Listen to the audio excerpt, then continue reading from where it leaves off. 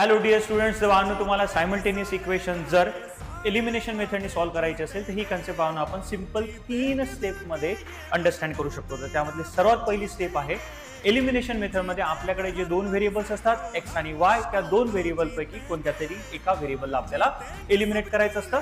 तर म्हणून step number 1 होईल eliminate one of the variable. आता जर आपल्याला व्हेरिएबल एलिमिनेट करायचा असेल तर दुसऱ्या स्टेपमध्ये बाळांनो आपल्याला त्याचे कोइफिशियंट्स इक्वल करायचे असतात.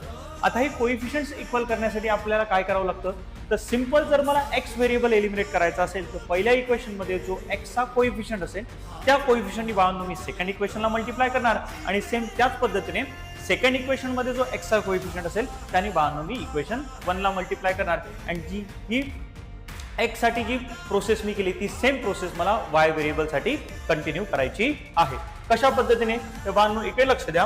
आपण एक इक्वेशन घेतले आहे, त्या इक्वेशन मध्ये पहिलं जे इक्वेशन आहे ती आहे 3x + 4y = 10 आणि दुसरं आहे 4x + 2y = 15. तर इथे जर मला x व्हेरिएबलला एलिमिनेट करायचा असेल तर पहिल्या इक्वेशन मध्ये x चा जो कोइफिशियंट आहे 3 यानी बाळांनो मी सिंपल दुसऱ्या इक्वेशनला मल्टिप्लाय करेल. सेम त्याच पद्धतीने दुसऱ्या इक्वेशन मध्ये जो कोइफिशियंट आहे 5 यानी मी पहिल्या इक्वेशनला मल्टिप्लाय करेल.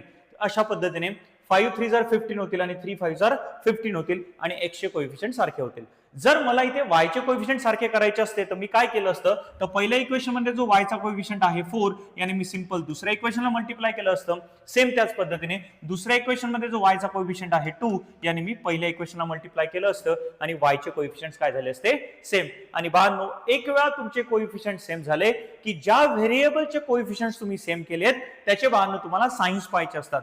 आणि जर बाळांनो त्या व्हेरिएबलचे आपल्याला सेम साइन पाहायला मिळत असतील तर दोन इक्वेशनची आपल्याला करावी लागते सबट्रॅक्शन. आणि सेम त्याच पद्धतीने जर त्यांचे साइन्स आपल्याला अपोजिट पाहायला मिळत असतील तर आपण त्या दोन इक्वेशनचे बाळांनो करतो ऍडिशन. आणि अशा पद्धतीने सबट्रॅक्शन ऍडिशन करून आपल्याला ज्या required values of x and Y असतात ते आपण फाइंड आउट करू शकतो. तर एलिमिनेशन मेथडमध्ये 3 स्टेप महत्वाच्या. सर्वात पहिले व्हेरिएबल एलिमिनेट करा, जो व्हेरिएबल एलिमिनेट करायचा त्याचे कोइफिशियंट सारखे करा आणि एक वेळा कोइफिशियंट सारखे झाले की तर त्यांचे सेम साइन असतील तर करणार तुम्ही सबट्रॅक्शन आणि अपोजिट साइन असतील तर बाळांनो करणार तुम्ही त्याची ऍडिशन.